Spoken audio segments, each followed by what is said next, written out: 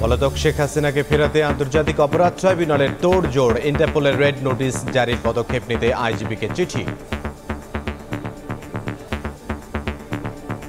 আমরা ইন্টারপোলে যেটা আমাদের চিঠিটা থ্রু আইজি যায়, এটা কমিউনিকেট করার দায়িত্ব পুলিশের, আইজিপির, বাট আমরা লিখেছি সরাসরি ইন্টারপোলকেই, এইটাই যাবে সেইভাবে।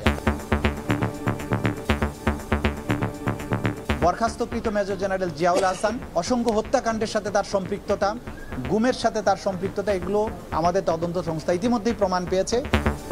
বঙ্গভবন থেকে শেখ মুজিবের ছবি সরানো ঠিক হয়নি, মন্তব্য বিএনপি নেতা রিজভীর।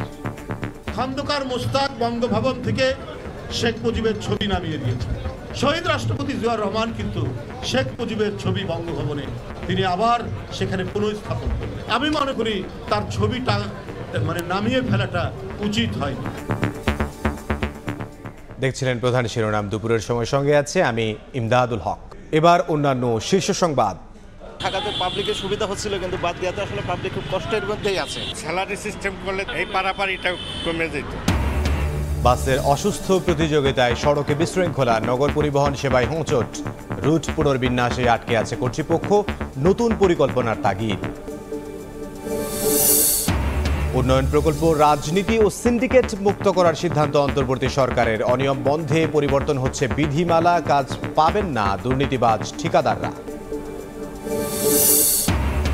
শুধু স্মরণ নয়, অভ্যুত্থানকারীদের আকাঙ্ক্ষার প্রতিফলন ঘটাতে হবে বললেন অর্থ উপদেষ্টা। সিএমএইচ এর সেবায় সন্তুষ্ট, আন্দোলনে আহত শিক্ষার্থীরা। গ্যাসের অবৈধ সংযোগ নিতে গিয়ে দুর্ঘটনা, নারায়ণগঞ্জের কাঁচপুরে লাইনের লিকেজ থেকে বিস্ফোরণে দগ্ধ 7, জাতীয় বার্ন ইনস্টিটিউটে ভর্তি 5 জন।